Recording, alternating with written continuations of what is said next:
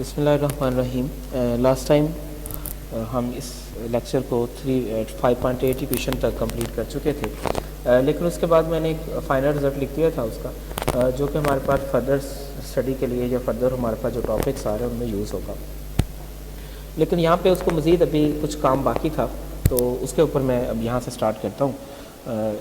Next यहाँ से कि m जो है वो हमारे पास पूरे इंटरवल के ऊपर फंक्शन की सुप्रीमम है, और एम आई जो थी वो सिर्फ आई इंटरवल पर उसके सुप्रीमम थी। जब हम उनको माइनस करेंगे तो वो लाजमी तौर पे 2m से लेस हो जाएगा।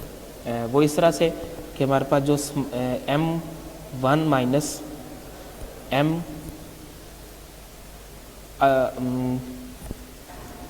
आई और mi1 ये भी m से लेस है, और इसी तरह से फिर mi माइनस mi2 ये भी m से लेस है। तो अगर हम इस रिज़ल्ट को कंबाइन करें तो हमारे पास ये रिज़ल्ट बनता है, और ये है हमारे पास अगर r की वैल्यू 1 या 2 हमने इस पर पुट की है।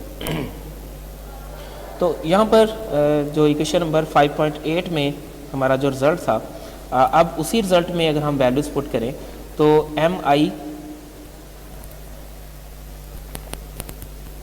mi माइनस mi1 और यहाँ पे mi माइनस mi2, और ये हमारे पास इंटरवल छोटा था, उसको भी इंटरवल को हमने एक्सपेंड कर दिया। मतलब ये हमें यहाँ पे C पॉइंट लिया था xi माइनस 1 और xi के दरमियान, तो ये छोटे दो इंटरवल से उसकी जगह पे भी हमने पूरा इंटरवल यूज़ किया, तो फिर हमारे पास वो सिस्टम इनइक्वलिटी में चेंज हो जाएगा।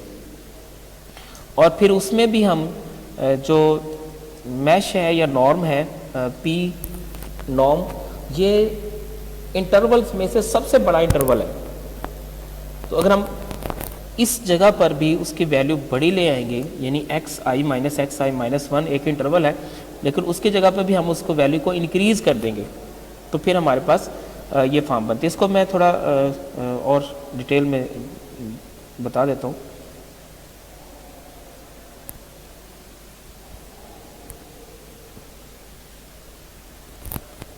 यहाँ से आगे यहाँ तक हमने बात की थी, इससे आगे मैं चलता हूँ यहाँ से।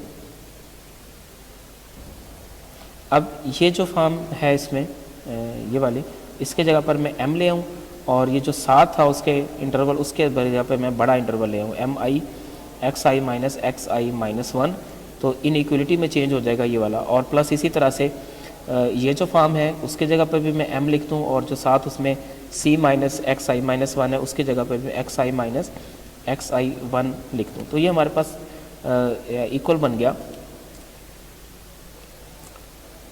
2m और xi माइनस xi माइनस 1 के। और फिर इसकी जगह पर भी मैं इससे बड़ा जो इंटरवल है वो पुट कर दूँ 2m और p मैश नॉर्म। अब ये था जब हमारे पास, और ये किसके इक्वल आया, s p minus s p dash. Partitions के ऊपर बात कर लेते हैं और फर्दर फिर उस टॉपिक पे जाएंगे हम।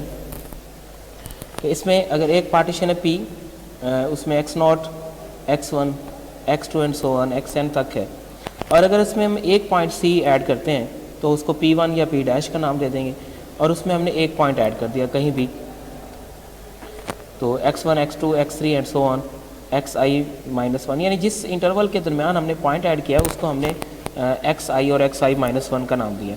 ये पहला इंटरवल भी हो सकता है, ये आखिरी भी हो सकता है, और दरमियान से भी कोई हो सकता है। अगर जैसे जैसे हम इसके अंदर पॉइंट ऐड करते जाएंगे, एक पॉइंट और ऐड कर दें, वो किसी और जगह पे ऐड कर दें, x0 यहाँ पे ऐड कर दें, c2 ऐड कर दें, यहाँ पे c1 ऐड किया था, x2 and so on xn।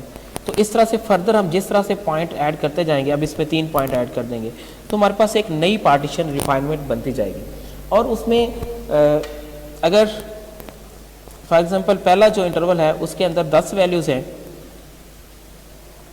तो एक पॉइंट और ऐड करने से वो 11, लेकिन इंटरवल जो है वो जितने पॉइंट हम उसमें ऐड करते जाएंगे उस तरह से इंटरवल जो है वो छोटे होते जाएंगे।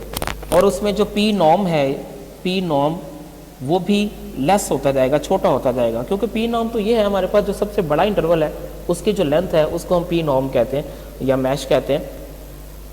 तो जितने इंटरवल ज़्यादा होंगे उतनी हर इंटरवल की लेंथ छोटी होती जाएगी, और उसी तरह से उसकी जो पी नॉर्म है उसकी वैल्यू बढ़ती छोटी होती जाएगी। तो हम इसमें यहाँ पर अगर मैं P3 कहूँ तो वो